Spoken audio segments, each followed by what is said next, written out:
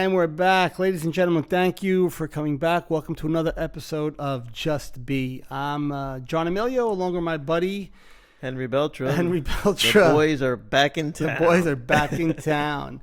It's nice to be back. And once again, I hope everybody who is listening has been getting something from this.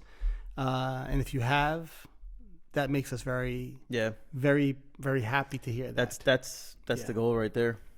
But like we do every week, we're going to start with a guided meditation, and I implore you, do not skip past this part, please, and do not skip past the part at the end when we do the silent meditation. This 1 minute, 2 minute practice that we do here is the practice. It's like this is what the show's about, and what we talk about will help you understand what you're doing here a little bit better. Yeah. So skipping it is like, not practicing to be a good baseball player and thinking you're going to get up to bat and you're going to hit a home run the first time, right? Yeah. It's very good. Yeah, right. Very good for all you little athletes out there who are listening. That's right. Yeah, I only want this part of it. No. This part, I would say, is what starts everything. Yes, it makes the other part make sense. This is the muscle you have to work out. Exactamundo. Okay. For all you non-muscle havers. That would be me. Okay, so we'll get right into it. So wherever you are, seated, if you're standing, if you're walking, do not close your eyes. But if you're seated, feel free to close your eyes if you want. And let's take a deep breath to start us off. Inhale and hold it for a second. Then let's exhale. Let's focus on that breath as we start. Inhale, hold that for a split second, and then let's exhale again. As we inhale, let's feel those lungs expand. And as you exhale, feel as your chest collapses again. And if you're seated and you want to do a body scan, which I've always been a fan of, you could start by feeling and bringing our attention to our feet. Now, when we bring our attention to that body part, you really want to just picture and focus on your feet. And if you focus and you're clear enough, you'll actually start to feel like that part of your body feels slightly heavier all of a sudden. Like there's a density to it now. Let's move up to the calves. Just focus your attention on your calves, on those muscles. If you feel any tension in that muscle when you hit that point, release it. Let's move up to our our thighs. Bringing that focus to our thighs. Slowly moving up to abdomen and your chest region.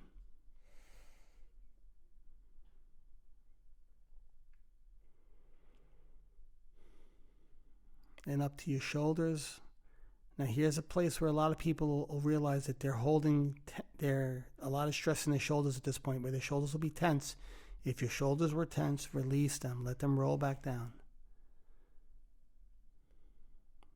Continue with those breaths at the same time. Let's move up to our face and forehead. Same thing. If you feel like you're holding any tension in your forehead, around your eyes, if you were clenching your teeth even, you might not realize it. Release that. Let it go now. Let's take 2 more deep breaths. Hold and exhale. 1 more. And good. Open up our eyes. Oh boy. And we are back. I'm extra rested now. Yeah. Yeah, you need that. That's why we say it's very important to please, don't skip this. It's yeah. You'll benefit. A lot of people are going to be like, oh, but it's 2 minutes. I got to sit there. But that's the point. Point is doing the thing that you're uncomfortable with, and you get comfortable with doing that. Your mind's going to give you 1,000 reasons why you should not do it. But it's so beneficial for you, and you'll see in time, the benefits from it. Yeah, and please help us break the the pattern that social media has gotten us into. We're used to the sugar rush, every day our attention spans decrease more and more and more. Yeah. And everybody's used to the short clips, and everybody's used to the give me now, quick, quick, quick. So when you tune into our show, let's get to it. What do you got to say? What are you going to say? And you imagine you start them off with the very first thing, all right? We're going to start with the guided meditation. You're going to have to sit through this. If you consider it sitting through this, then you're not, I don't think you're doing this for the right reason. Or maybe you think you are, but you're just missing the big, it's like going to the restaurant. You go into a steakhouse, you order a steak, you're going to ignore the steak and you're just going to eat the broccoli and you're going to eat the little. Yeah, sure. No, this is where the work is, really. And it's. I mean, look, there's people who do it for 10 minutes, 20 minutes, a half hour, and that's great if that's what you enjoy. That's phenomenal. Or you could do, like you said, walking meditations or just mindfulness during the day on during daily tasks. But I like these little 1 or 2 minute ones because they're short enough where people who are starting out will. It will introduce them to it, and they'll start to learn something about themselves and how to watch things in their mind as they're refocusing themselves. Their mind pulls them away 1,000 times, refocus on whatever, my thighs or whatever part of my body or my breath. So it's phenomenal. It's a phenomenal thing, and that's why we stress to just do it. Believe me, it'll definitely be worth it. And we were talking before the show. Last night we went out to dinner with a friend of ours, Andres. We had a very nice time, and he's a gentleman who's also on some sort of a path like we've been on. He's actually a gentleman who introduced me to Eckhart Tolle years ago, and the topic of meditation came up during dinner. And he and his family, which is phenomenal, by the way, that all him and his wife and his 2 kids all meditate, but they do it's so commendable. So my mouth is dry. They do transcendental meditation. Yeah, and it's kind of a different form of meditation. It's you're really going to a deep, balanced place. I've never done it, so I don't know the ins and outs of it. But he brought up a question of differences between what we were kind of calling meditation and what he thinks meditation is. His is, more of it's not more like it is a formal, form of meditation. It's like an event. It's like an event almost, right? Yes, which is great. And he kind of was like, well, I don't get how you call while you're walking a meditation. So the perception is that meditation has to be, again, we mentioned this so many times, a certain way. And I brought up the point to him when we were speaking. I said, well, the way I look at it is these are all different portals. They're all doors on a wall. Yeah. Each door leads to the same room. Which door do you want to use? And he was, I think he was still kind of like, well, no, I don't really think so. I don't, and so I tried to explain the best I can, where I said, all right, listen, I said, when you're meditating, the thoughts come into your mind. Obviously, the answer is going to be yes. Of course, thoughts come into your mind. Do you choose to engage those thoughts? And his answer was, yeah, if I want to engage that thought, I will. I said, absolutely. And if you don't, you let it float on by. He goes, yes, absolutely. I said, so when I do a walking meditation and I'm focusing on a tree, or I'm focusing on just my feet on the pavement, or the air passing through my fingers if I open my palms, and a thought comes into my head, I see that thought the same way you would. And I choose to engage that thought or let it go away. He's like, oh, yeah. And I think he started to then understand that the word meditation could be applied to so many different things. Yeah. But people who do a certain form of it will be like, well, that's not really a meditation. And that's where I'm like, well, isn't it? Is it not all the same thing? If I'm teaching you how to watch your thoughts, if I'm teaching you how to hone that awareness, what's the difference between seated, walking, a more formal one like Andres was doing, like our friend was doing? I said, each portal is just a different door, but they all lead to the same exact place. The kitchen. The kitchen. Stillness and awareness. So anyway. No, but it was good. It was a good setup because we were at the restaurant and it happened to have 2 different double doors. Every restaurant, most restaurants have the double doors. One is for entrance, one is for exit, so nobody bumps into each other. Yeah. And you mentioned it perfectly. I can choose that door or that door, but where am I going? Where am I going? And like, isn't? And you're still gonna end up in the same place. And that's what I kind of tried to explain with everybody with all this is at the end of the day, you always end up you'll end up in the same place. There's no it's not any different. So that was a nice conversation to have, especially with somebody who like our buddy who's kind of been on this path like we have for a while. It was nice to have that conversation with somebody who's tried a different form, right? Like something like this is I don't teach that. I've never experienced that form of meditation. So it's nice to have somebody else. And you get that other aspect, that other angle. And that was good because again, I always consider myself a poor meditator I don't think you're a poor meditator. But you know what I'm saying? Like the perception was I don't know what I'm doing. I don't know if this is correct. I don't know if I'm abiding by the principles of meditation. And then it just so happens, as we spoke the other day, no, there is no wrong or right, but there are some things that you should be doing. Like you said, have your attention come to, like you say, your fingertips, your breath.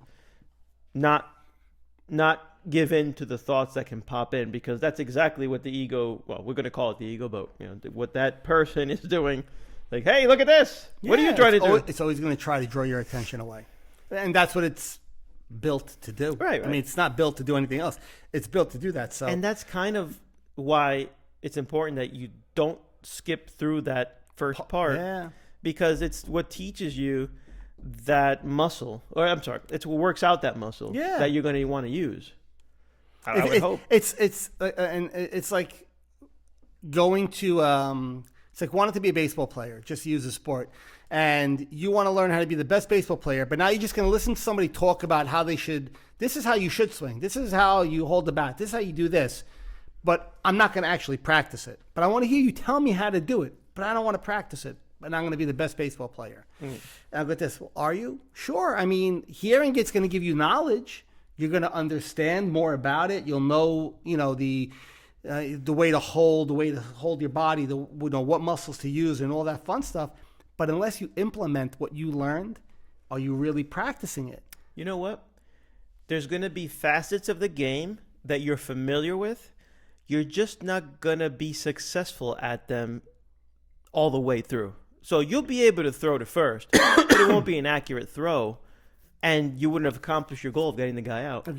Yeah. And this is the same thing. It's sort of like the glue that holds it together. It's not that if you don't meditate, you're useless. No, that's not what I'm trying to say. Yeah. But there's a difference between a baseball player that does meditate and one that does not. Yeah, how about that? But exactly. But that's what I'm trying. That's why I was saying it's having that knowledge is great, but unless you're actually practicing it, and again, this is 1 minute, 2 minutes here, or mindfulness during the day where you're doing certain tasks. Unless you're actually practicing it, the true benefit, you're going to have knowledge in words. But are you going to have that true understanding of what awareness is unless you experience it? So in that practice is the only place you're going to experience it is by practicing the awareness, practicing the mindfulness, practicing the meditation. Not by just me or you or another spiritual teacher or a book you read explaining it to you. Sure, you're going to be way better off than you were before once you know that. But, hey, listen, unless you actually put it into action, are you really going to get the full benefit of it? So don't skip. I mentioned something to you offline last time, and you looked at me and you said, that's exactly right. When I said to you, once you have practiced mindfulness, once you develop this, I'm going to call it the skill. Sure. It's like a superpower. Oh, yes. You feel like you have something that the other people do not have. And it's almost as if you should be using it wisely. You should be using it correctly. With great power comes great responsibility. I swear to you, Peter Parker. I'm not BSing you, man. Yeah. I told you that. I'm like, it's almost like a superpower. But it is not almost. I mean, not superpower. But I get exactly what you're saying. Where it is almost like a superpower. Everything stems from the brain. Yeah. Right. Sure. Everything stems from there. Right. And when you can have a good handle on, hey, everybody has this ego. Everybody has this voice. But how many of us can actually turn it off when we want to? We want to. Like, I'm not succumbing to that. Well, that's the old me would have been going nuts right now, with a big panic attack. But yeah, I know where that's coming from, and it's nothing. It's let him be there. Let him be there. Wow. That's amazing, man.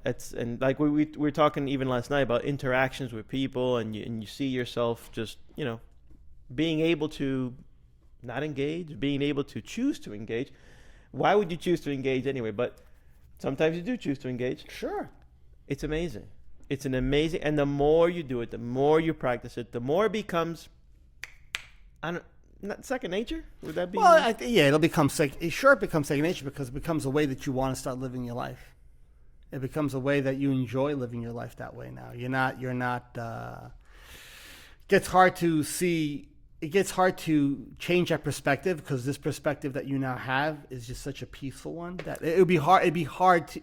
You'd find it almost pointless to want to go back. There's great utility in this. Yeah, no, there is. I mean, for people that want to say, if there's a critic out there, I don't know. Maybe there are critics out there. I'm sure there are. Not everybody's going to agree with everything you say. Remember, these are based on our experiences and things that we've, that I've done, I've learned, that Henry's done, and he's learned it over the years. So, if you don't agree, you don't agree. At the end of the day, we can't. But if there's a critic out there, let me appeal to the other side, the selfish side. You feel like you have a superpower. It's hard to explain. It really is. Well, yes, you feel like you have a superpower, but be careful. Because that superpower that you feel like you have, and this happens to a lot of people when they begin to, and I'll use the word awaken because it's probably the most common word that you could use to describe when somebody comes. It's a good terminology. Yeah, I mean, and like, they say nowadays, I don't know, woke, I don't know, people, right. The whole. Wokies. Yeah, woke, which is probably something completely different. No, it's definitely not woke. Yeah, I'm not, sorry guys, I'm not up with that lingo.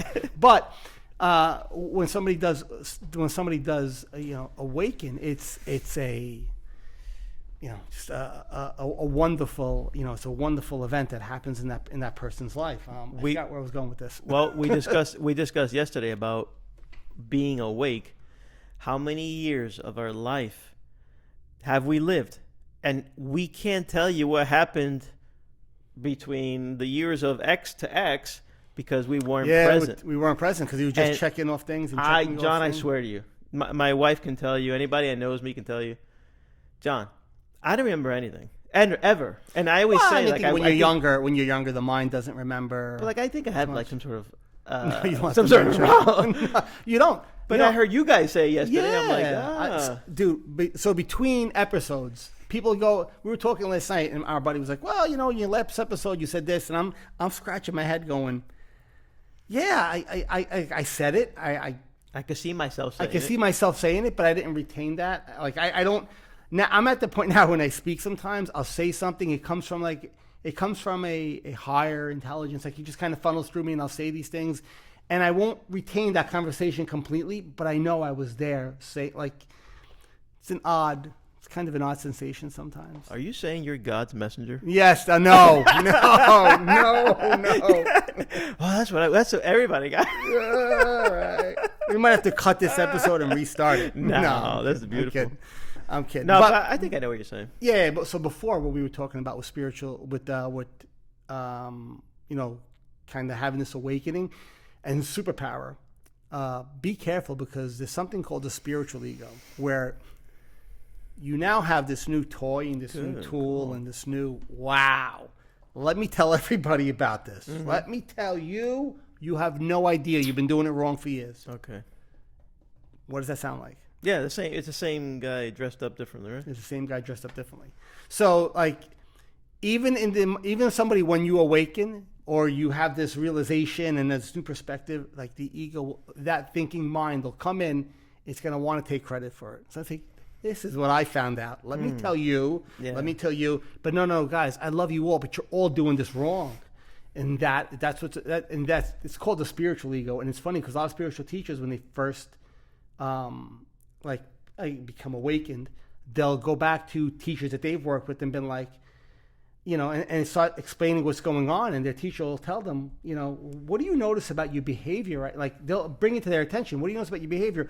You think you're speaking about this, you want to teach all these people, but it's not what you're doing, it's how you're doing it now. Like the ego has come backdoored its way back in, and now it's saying, oh wow, well we could tell everybody how great we are doing this. So it'll, son of a bitch. Yeah, no, it'll always do that to you, man. So it's the only way you could really transcend that is being aware of everything that's happening around you, even while you're engaged with your mind, while you're having a conversation with somebody. There is still an awareness, not an automatic blah blah blah blah blah blah blah. I'm just not spewing facts. I'm actually conscious about what I'm saying to you as I'm saying it. And when something wants to pull me a certain way to like the ego or the mind will be like, hey, why don't we say it this way? So it makes it sound really cool. And be like, all right, but if I'm saying it this way and in turn it makes me sound cool, but my intent isn't to sound awesome or that I'm better than you, well, it's different. But if I'm saying it like this way because, wow, this is going to make me sound cool, well, where is that coming from, right? So it's not, I always say it's not the what, it's the how, right? It's not the what, it's the how. It's how you approach something. Well, there's two things. One is what you said. Well, you say it often when you said, don't tell somebody to do this or do that. Be a reflection for them. Absolutely. Right? Yeah, it's the best way. So Agreed. I think if you're a reflection for them, you don't have to tell them anything. Just be a reflection for them, and hopefully they pick up the vibe. They'll pick up the vibe, absolutely. Right? I hope, because there are people that don't pick up the vibe. If somebody's unconscious and they can't be reached, they're just not ready. They're too tied in with their pain body. They're too tied in with their ego and their thinking mind. And it's sad to say it, but there are people that you can't reach them until they're willing to be reached. In other words, they put a hand out, or they're willing to see things a different way. And if they're not, if that's not there, you can't shake somebody into becoming awakened. As much as you like. Yeah, as much as you want to grab a person and shake them, you can't shake somebody into awareness. You can't. Actually, by doing that, they probably go the other way because their ego is going to just kind of dig in and be like, hey, you're not better than me. Who do you think you are? Right. So, but you can show them that it can be done. That's the only way. That's the best way to do it. Show them it can be done. Show them that you're not perfect. You'll have, situations that you might slip up on, but for the most part, you are 100 times better than what you used to be. Yeah. And be an example. Yeah. Be an example through action, not through. Now I know, like our podcast, we're speaking, right? Because we're trying to get a message out. But in your real life interactions with family, friends, or whoever, be an example for those people in consciousness. Be an example of consciousness. Be an example of awareness for them. Let them see, and you'll start to see people start gravitating slowly. Might not be like somebody who you wanted to reach out to for a while. One day all of a sudden reaches out. One day they're going to ask a question that you're going to look at them and go, wow, okay. Like that, you've never asked me that before. Something has changed. Without saying this to them, but like you're saying to yourself, something's changed in this person that they're reaching out and they want to know more about A or B or C or whatever this is. That's when you know, like, okay, this person is now in the spot where they want to. He's in the willingness phase. There's a willingness phase now. They want to be there. Yeah. Like they really, really want to be there. And that's when you'll start to, the conversations now make more sense to them, right? So that's now, okay, we'll use my wife as an example because she's always my example. She'll ask me a question and she'll be like, oh, John, can you explain this? Or I don't get that. And I'll be like, all right, well, this, or my kids or my friend or whoever it is, be like, all right, well, this means that, and that's how I got there, and this is some of the practices that I do, and or even just conversation with them, but it's that's when it's like you get those fruits from all those times that you just stayed silent and showed them. Not going to react to what's happening here because that reaction is just going to feed your ego even more, feed whatever's keeping you where you are even more in the dark. I want to bring you towards the light of consciousness. The only way I could do that is to be a shining light for you. is to show you this is how. And it's tough. It's tough. When somebody's in the dark, it's not easy. Yeah, it's tough. It's not. But there's no such thing as a lost soul. Mm-hmm. Every soul can be reached, but that soul at one point is going to want to reach out and it's going to want to see light. And when it looks for that light, it'll find it in the person around them who's shining the brightest. So they're going on their time clock. Yeah. Yeah, for lack of a better word. Yeah, they go and listen, from personal experience, I'm not going to name names. I've had friends who I've wanted to reach out to for a long time. They're going through hard times. They're going through something like I want to do that. You know, shake. You can't see me right now. I'm shaking my hands. Like I want to shake them to like, hey, come on. There's a better way. But that it's pointless. So you sit in a way silent there for them if they need anything. But you sit and you just when they do come to you and have any kind of conversation, you try to be that just uber present for them. Like show them, listen, whatever you're saying, I'm gonna make you see what you're saying. I'm not gonna tell you. I'm not going to feed you any gossip. I'm not going to feed you any complaining, any criticisms, because all that's going to do is feed whatever wants to complain in you and bitch and moan in you. It's just I'm giving it food. I'm making it worse. I'm feeding the wrong wolf. I'll feed the wrong wolf in you, right? And we don't want to. That's what we don't want to do. We don't want to feed the wrong wolf in somebody who we would love to see them, awaken and see that light of consciousness and see things a different way in life. Yeah, and I think we're similar in the sense. I'm going to tell you, I'm a very emotional or sentimental person. Like when something hits me deep, it hits me deep. I'm a crier. Yeah, I'm one of those. And I think that's the tough part where usually your circle of friends or your circle of people that you interact with, you love them, you want the best for them. Absolutely. And so when you find that, hey, there's great benefit to be had. There's great, let's say, what an add-on to your life. You have no idea what this is going to do for you. Just listen to me. Check this out. And they're not even on the same, let's say, they're not on the same wavelength. They're not even in the same room as you. Or no, the same they're not. Zip code. Yeah. And that's frustrating. Yes, that's frustrating. It's frustrating. You end up doing what you said not to do. You end up, hey, trying to shake them awake. Just listen to me. Just pay attention, just for a minute. Just listen. Yeah, it's unfortunate. It doesn't with something like this. Look, I don't want to tell you not to do it. I just don't think it's helpful to do that. It's not. No, it's not helpful to do that. No, it's not helpful. I've tried it a few times. Yeah, and very stupidly. Obviously, honestly, but stupidly, with no fruit. No fruit to bear from that stupid interaction. I'm better off doing what you said. Yeah. Be an example. Be an example for them. Be an example for anybody. Some people get there quicker. Some people takes a little bit longer, right? But you. So to use that old adage again, you want to feed the right wolf in that person if you're trying to bring them to the light of awareness. What right? is that adage? What is that story? Yeah, we were asked about that once. So there's a story. I mean, everybody's heard the story of the two wolves, right? It's not like a. You're looking at me and you said wolf. What's going on here? No, the story. Everybody's heard the tale of two wolves, right? Yeah. So I actually printed it out just so I could. It's a very short story, but it's a story that'll kind of maybe explain it a little bit better. So I'll read it real quick. One evening, an old Cherokee told his grandson about a battle that goes on inside people. He said, "My son, the battle is between two wolves inside us all. One is evil. It is anger, envy, jealousy, doubt, sorrow, regret, greed, arrogance, self-pity, guilt, resentment, inferiority, lies, false pride, superiority, and ego. The other is good. It is joy, peace, love, hope, serenity, humility, kindness, benevolence, empathy, generosity, forgiveness, truth, compassion, and faith." The grandson thought about it for a minute and then asked his grandfather, "Which wolf wins, grandfather?" The old Cherokee simply replied, "The one you feed." So, I find that super profound, that whole little story, because it's so true.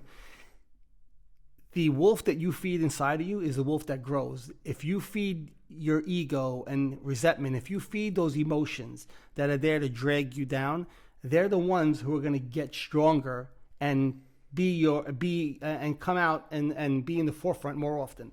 If you feed the opposite wolf, then you're going to have the opposite effect. You'll eventually start to see the tides turning, and you'll stray away from that darkness or evil or whatever it is, and come into and live in more of that consciousness and light. So which one do you want to feed in? Somebody you care about, same thing. Which one do you want to feed in that person? That's exactly right. Yeah. but you can't hit it on the head any harder. That's fantastic. Because if I'm going to use the term base. If I succumb to my base self and ego driven, hey, that's that asshole wolf. That asshole wolf, and I'm feeding it. And I think the sin here is for part of the word. The sin here is knowing that you have a choice. Being that you embarked on a different journey, you want to change your life for the better, and you want to make these improvements to yourself. Knowing that you have that choice, it'd be a sin to continue to feed the wrong wolf. Absolutely. Almost like double sin, almost, because it's one thing when you're completely blind and you're completely unconscious, and you actually don't know, you have no awareness of what you're doing, such as I was, let's say, and you were. Right? Yeah, absolutely. We were unconscious. Absolutely. But now that you know it, and you have the choice to feed the right wolf, well, feed the right wolf. It's nothing but benefits. It's nothing but yes, feed the right wolf. But there's, like I said, there has to be a willingness to want to make that change. There has to be like we were speaking about before, with helping somebody that you love or you care about, or a friend. You want to help feed the right wolf in them, right? And we use this, analogy of the wolf because it's like a story that people have been saying for years, right? Feed the white wolf, feed the right wolf, feed the right wolf. So you want to feed that right wolf in that person. You want to ignite the light in that person. I mean, you could use whatever term you want to use, but you want to reach that person on that level, on that consciousness level, that level of awareness. But they have to be ready to accept it. And once they are, then you could really then the work progresses much quicker with that person. That relationship progresses much quicker with that person, because now they've started to awaken from this, blinded, and their blinders have opened a little bit. And now they're seeing a little bit better, with a little bit more clarity. Now you could reach them, right? Until they're willing to even entertain it. It's unfortunate to watch somebody you love suffer, you care about suffer, but you can't grab them and just pull them out and like, hey, get out of that hole, come here. But I'll bring you to a let's say an example. It could be a good example. You're there, you're yourself, and you have person X in front of you. Mm-hmm. You've already shown this person knows that you are embarked on a different journey. You are trying to be present, mindful. You're trying to be exactly, the ego's not driving the car anymore. Okay. I'm driving the car. What is stopping that person from that willingness? In other words, what is it that... So they're like, I don't want to say partially awakened, but they're starting to, like, they've... Like, what would have a person say, oh, no, I don't want to do what you're doing? A lot of people, unconscious, pure unconsciousness. They are very connected to their thinking mind, that they believe their thoughts are their reality, right? So what they think is gospel. That's it. My thoughts are saying, no, this is foo-foo. I don't buy any of this. I want things my way. They're still, I'm looking for the right word. They're still in that daze. Yeah, not in that daze, but they're still hook, line, and sinker. They're still, completely identified. That was the word. Completely identified with their mind still. So, like I say to somebody, you are not your mind. An everyday person who hasn't practiced spirituality or any kind of awareness or mindfulness is going to look at you and go, "What the hell's wrong with you? What do you mean I'm not my mind? What am I if I'm not my mind?" Yeah. Okay. And I'd be like this, you really want to know? Right. Because there's a lot more behind your mind. Your mind is a tool. Your mind is what allows your consciousness and your energy and for the universe to experience life through you. Like, we believe our thoughts are gospel, what we create. I hate to use the word, a lot of it's meaningless, because we live in our outer forms of a life on this planet, right? We go to work, we have families, Sure. relationships, and that's all wonderful. It's a great experience. But behind it all, there's something so much greater than that. So somebody who's completely identified with their thoughts will most likely at some point in their lives, if not for a majority part of their lives, suffer because their mind's going to, at points, beat them the hell up. Yeah. And they're going to think and believe everything that their mind is saying, because this is what reality is. My mind says I'm the worst. I have to be the worst.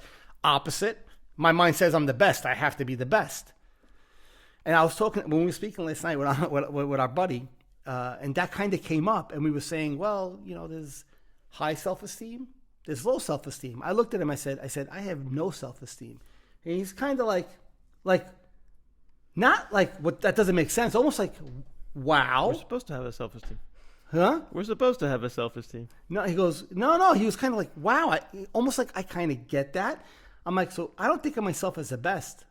I don't think of myself as the worst, because I don't believe the voices when they say I'm the best. I don't believe the voices when they say I'm the worst. I don't buy into self-esteem. I don't buy into those voices that want to make, the point is once you stop connecting and identifying with these voices in your head, you now start to have goals and things that you value and you want to do in life, in spite of these voices wanting to beat you up or lift you up. So I'll say, I don't need these voices to tell me I wanted to start a podcast. I didn't need permission from my egoic voice telling me, John, you're going to sound phenomenal. Or the other voice is going to go, John, you're going to sound like a dumbass from Brooklyn. Right. So I'm like, because your accent's going to be so heavy. You're going to, oh my God, people. Or the sound of you ever heard the sound of your voice? Bro, I hated the sound of my voice. I actually went through a program with a spiritual teacher where that's what they made me do, was record my voice for 30 days. I had to listen to myself speaking, answering questions, which was kind of weird in the beginning, but ended up being very, very, very helpful at the end.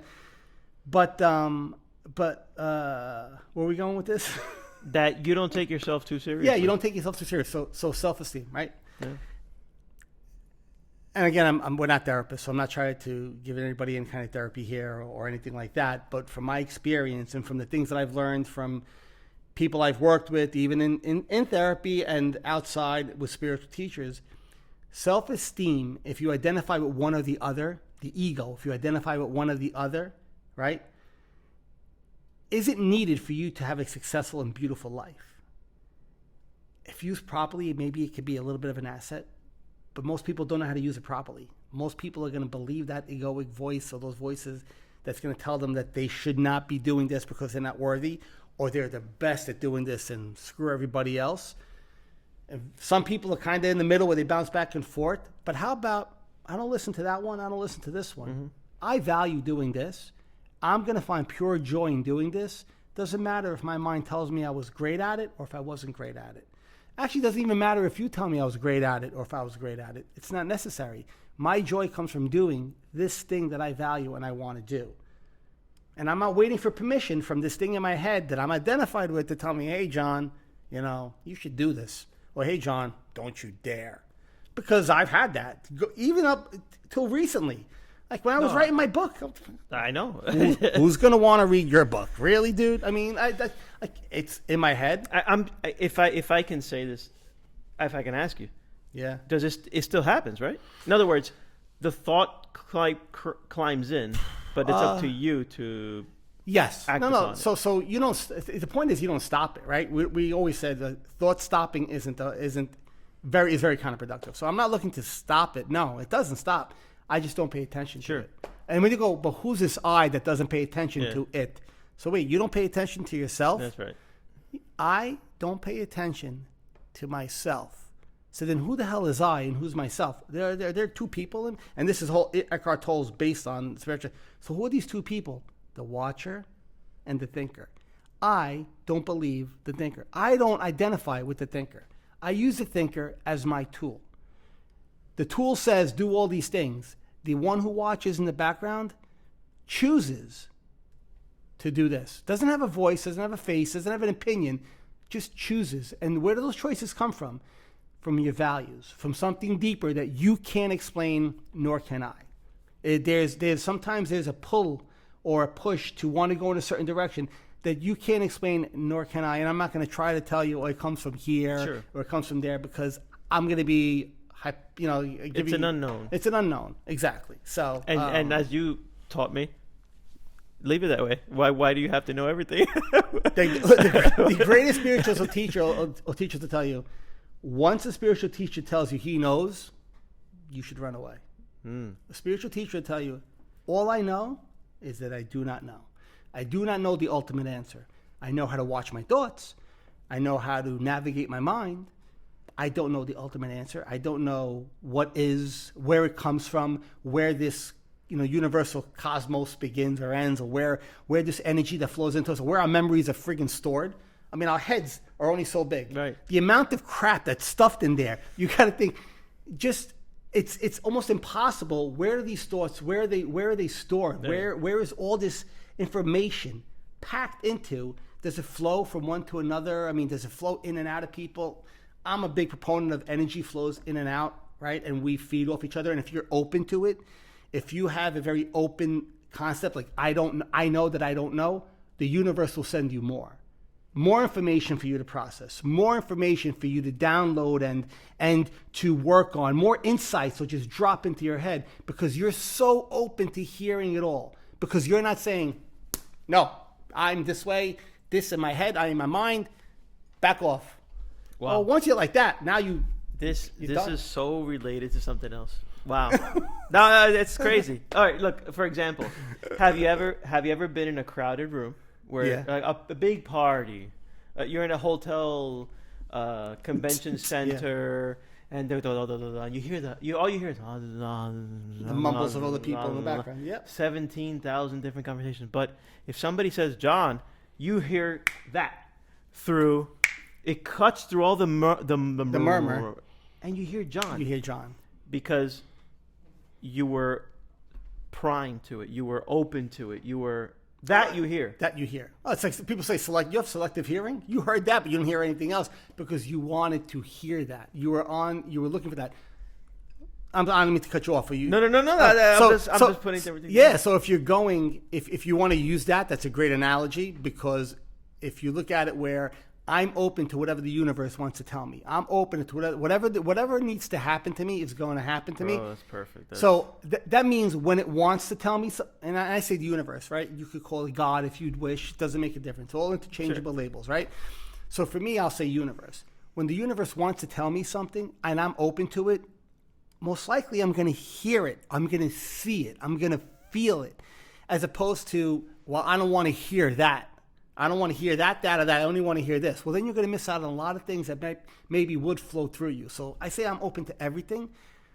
It's not about not having opinions on things. It's about being open, like holistically, like as a person, not identifying with like things have to be this way. I could like blue over black, or I could like this over that. I'm not talking about that. I'm talking about on a larger level, really being open to hearing what the world and the universe has to tell you. But that's not going to happen if you're in the dark.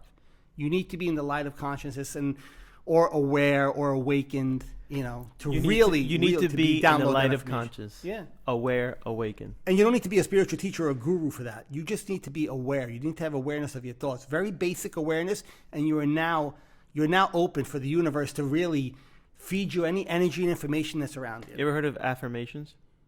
I know what an affirmation is. What do you mean? Is it something? So Scott Adams, my guru, my Eckhart. Yeah. Scott Adams said affirmations.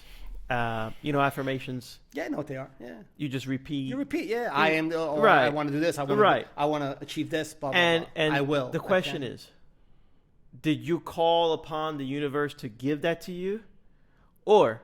Oh, I like this. Or I think I like this. Yeah.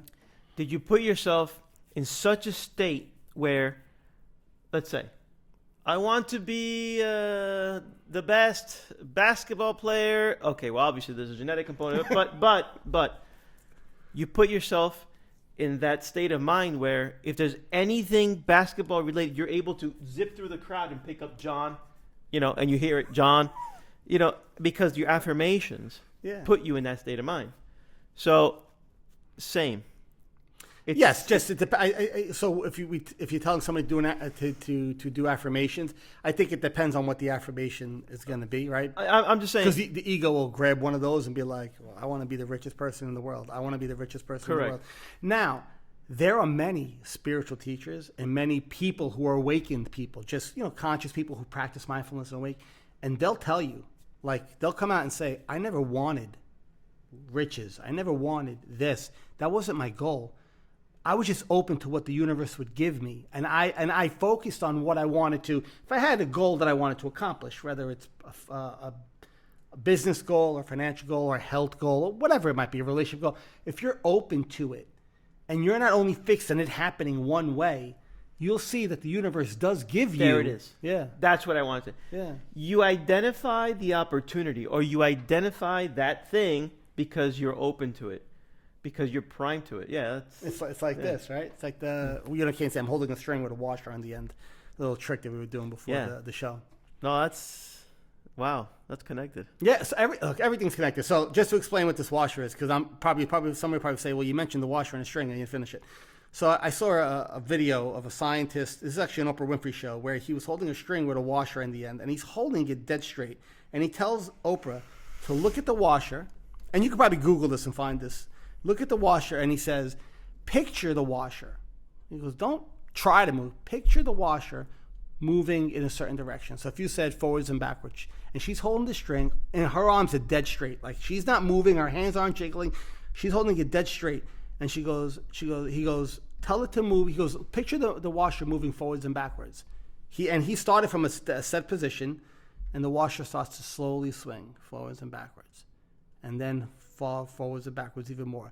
Then he tells her, he goes, picture it moving left and right. He goes, you want a mental picture of it moving left and right, but focus on it and picture it moving left and right. The thing started to slow down and slowly go left and right, left and right, left and right. Then he goes, picture it going in a circle. Slowly goes from left and right and starts making a circle. Her hands are not moving, and I've tried this myself, so I mean I can tell you it works, especially if you're doing it the right way.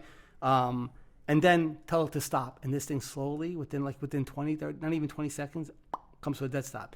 Her hands did not move.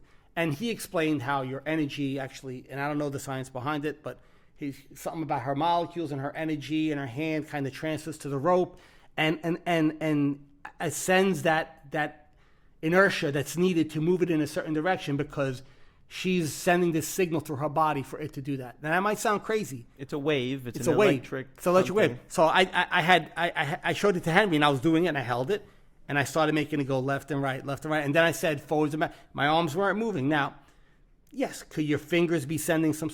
Look, again, I don't know the absolute science behind it, but it's to make the point that if you focus on what you really want, but you're open to not having to have that goal succeed, but you're open to whatever path is needed for you to be there, you'll see that, listen, the universe is going to give you more opportunities probably than you would have had if you were very closed-minded about things, or just very, this is what my mind says and that's it. I'm not open to anything else. It has to be like this. Excuse me. This is more beneficial than I think you think. I mean, this is as more beneficial than you think. I think. Allow me to be a first grader about this. Like, dude, this is stuff that if you're a young kid and you're listening to this, I can't tell you how this deviates the course of your life. That's the hopes. Like, strongly, especially kids, because they have their whole life ahead of them. And, here we are. Let's call it the halfway point, right? Let's be kind.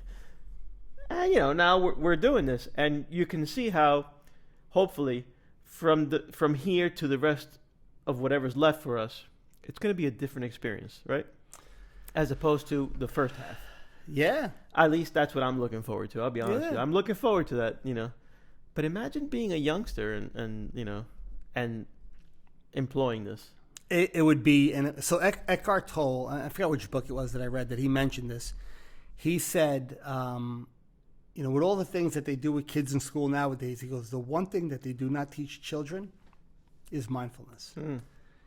He goes, to teach a young child how to be the watcher of their mind will give them such a tool, such an advantage to deal with life as it comes as they get older. Because we know the stresses that a lot of these kids have nowadays. They put on themselves and they don't even realize it. Yeah. And fortunately, I'm sure parents do, and it could be a whole nother topic. But to give them that tool where they don't identify with that, but use it as a tool that can be beneficial for them. And it's not to say things are always rosy when you're like this, because they're not. No, like big no. No. But even in the darkest of hours, there's still a light there for you. Like, I'm gonna give you a real world application real quick. So our boys used to play baseball together, right? Yep. And Cooking Jaybird.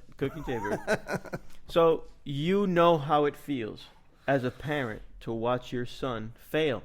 Yes. And boy, their hearts are broken, but so is yours. Sure. And now you put yourself in their shoes and imagine having the wherewithal to let that go. Imagine you strike out in a very important game, right?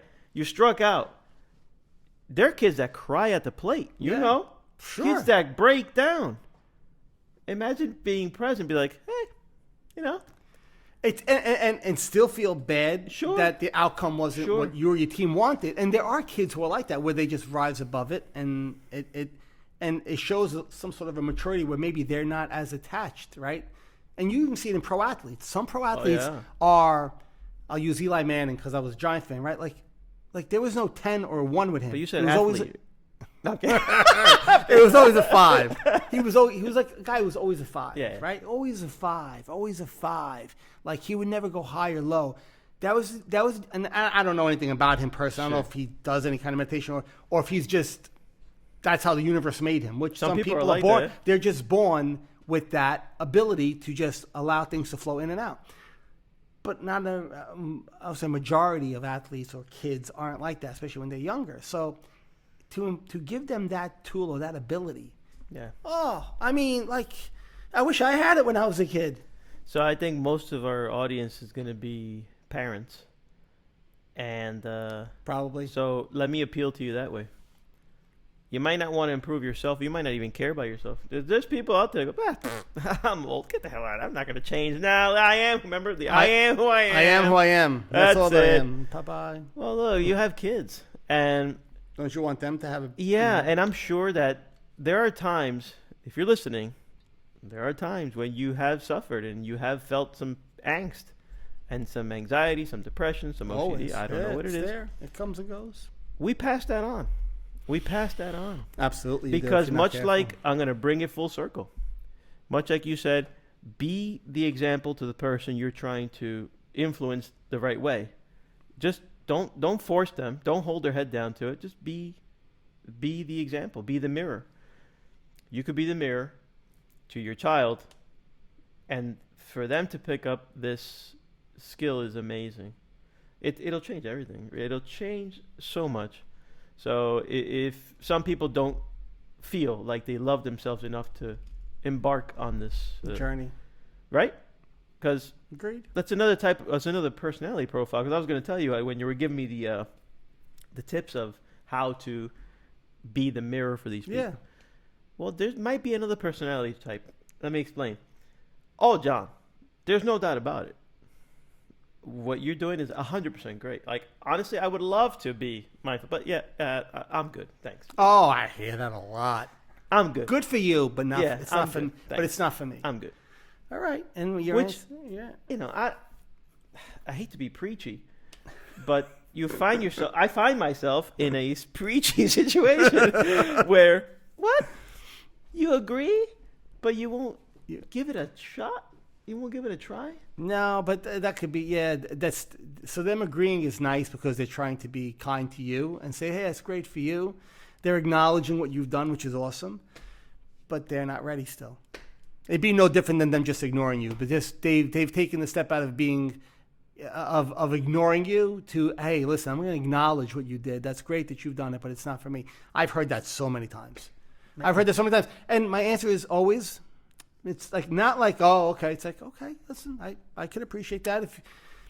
I let it go there. There's really not much you could say. You just let it go. But that's trading on your part because that hurts, man. And well, it does hurt. It does hurt, especially when it's people you care about. Yeah, you love them. But I know that when I wasn't ready until I was ready. And once I was ready, I was open for it, and I was open to it. Yeah. Unfortunately for me, I had to be in a place where I wanted out so bad that now I started looking. Like I wasn't just receptive. Now I was hunting for a way out. You were looking. I was looking. John, you were looking. You knew something said, "Let's go." John, you knew you got to look. Something had to be something done. had to change. Yes. Right? Yeah.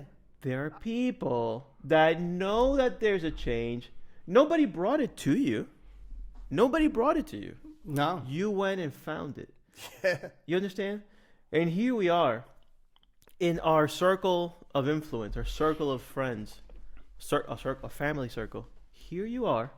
I'm bringing it to you. I'm not saying that what we do is perfect. No, but simply put, it's such a easy and I don't know. The fruits are so in front of you, like the benefits are so in front of you, and you don't want to just try, just try. Some people are scared of what they don't know, and it's just another form of, and we could go on for hours doing this. Another form of the ego coming in and saying, "You don't want to try that. We know what we are. We know what we have. Yeah. That's not for you."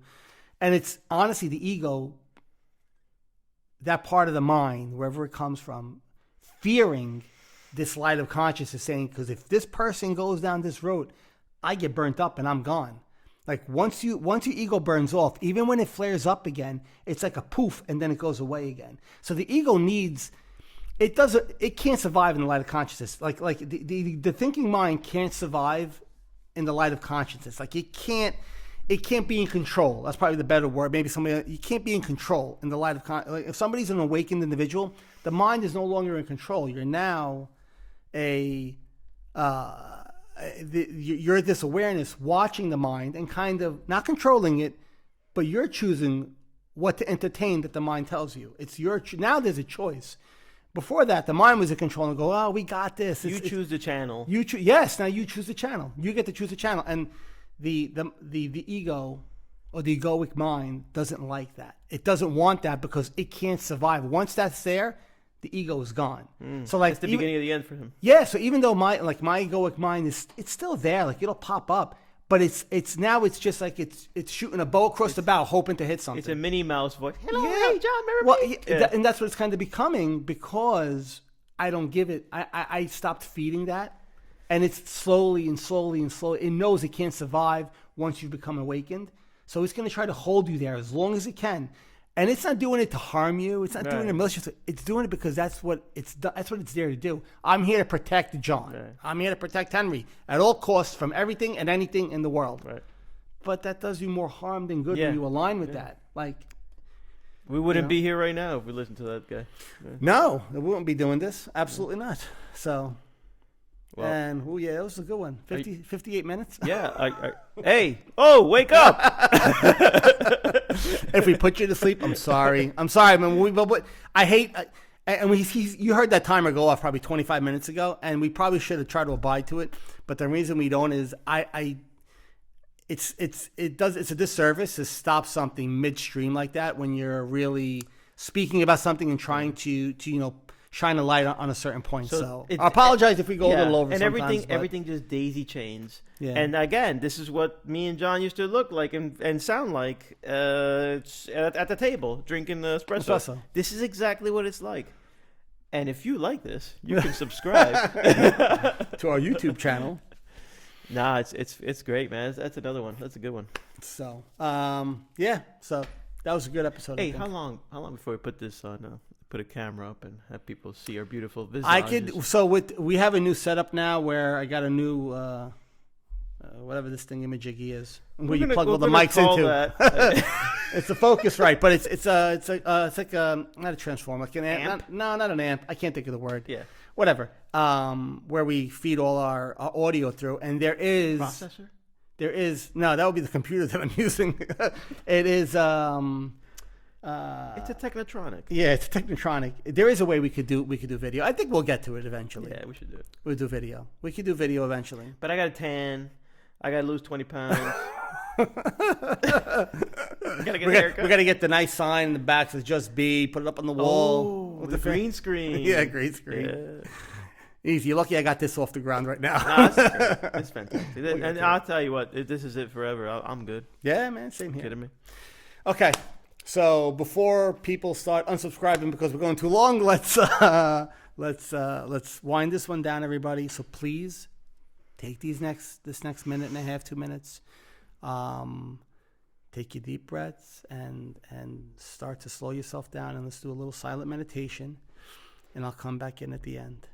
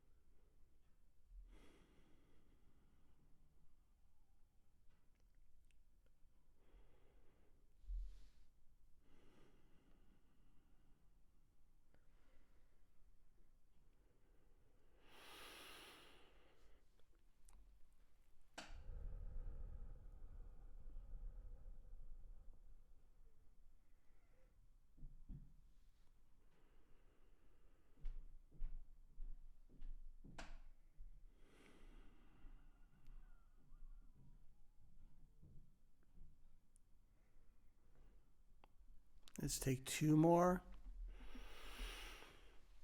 Hold it and release. Last one.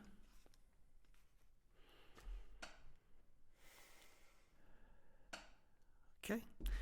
Thank you, everybody, and have a great week. Thank you. All right, guys. Man. See you in the next one. Yep. Take care.